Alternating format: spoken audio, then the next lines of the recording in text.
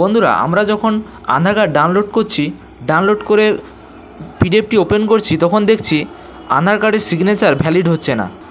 আমি আধার কার্ডটি ডাউনলোড করে এটিকে ওপেন করছি।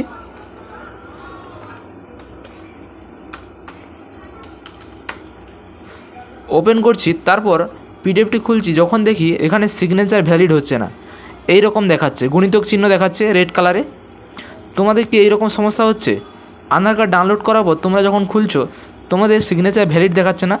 এখানে ভ্যালিড করছি কিন্তু ভ্যালিড হচ্ছে না। আমি এই পিডিএফটি অ্যাডোব অ্যাক্রোবটে খুলছি, কিন্তু সিগনেচার ভ্যালিড করছি, কিন্তু কোনো মতেই ভ্যালিড হচ্ছে না। আমি সবগুলোতে চেষ্টা করেছি, কিন্তু কোনো মতেই ভ্যালিড করতে পারছি না।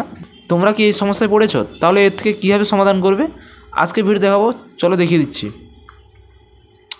বন্ধুদের, আমি বারবার চেষ্টা করছি, কিন্তু কোনো মতেই সিগনেচারটা ভ্যালিড করতে পারছি না। এইরকম সমস্যা দেখাচ্ছে। তাহলে তোমরা কীভাবে এটিকে প্রিন্ট আউট করবে, প্রিন্ট আউট করে বার করবে?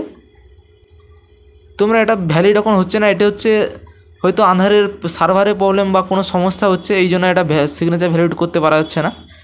এটা সবার হচ্ছে, শুধু তোমার একার নয়, এটা সবার প্রবলেম হচ্ছে এই সমস্যাটি। কারোরই সিগনেচার ভ্যালিড হচ্ছে না। এটা তোমরা পুরোটা প্রিন্ট আউট করতে পারবে না। পুরোটা প্রিন্ট আউট করলে তোমরা এইরকম ক্রস চিহ্ন চলে আসবে। কিন্তু তোমরা কি করতে পারো, এই নিচের অংশটাকে তোমরা প্রিন্ট আউট করে নিতে পারো। এই কেটে এটিএমের মতো তোমরা প্রিন্ট আউট করে তোমরা ল্যামিনেশন করে নিতে পারবে। এই নিচের অংশটা, তোমাদের নিচের অংশতে সব কিছু আছে। এখানে অ্যাড্রেস এবং নাম, ডেট অফ বার্থ সব কিছু আছে। এই নিচের অংশটা তোমরা কেটে প্রিন্ট আউট করে নিতে পারো। প্রিন্ট আউট করে ল্যামিনেশন করে রেখে দিতে পারো এই নিচের অংশটি। এটি একটি বড় সমস্যা আধারের। এটি কবে ঠিক হবে জানি না, কিন্তু এখন তোমরা এইভাবে তোমার সমাধান করতে পারো। আর তোমাদের যদি এই প্রবলেমটা হয়ে থাকে তাহলে কমেন্টে জানাবে। আর ভিডিওটি ভালো লাগলে লাইক করবে, শেয়ার করবে, সাবস্ক্রাইব করবে এরকম ধরনের ভিডিও পেতে।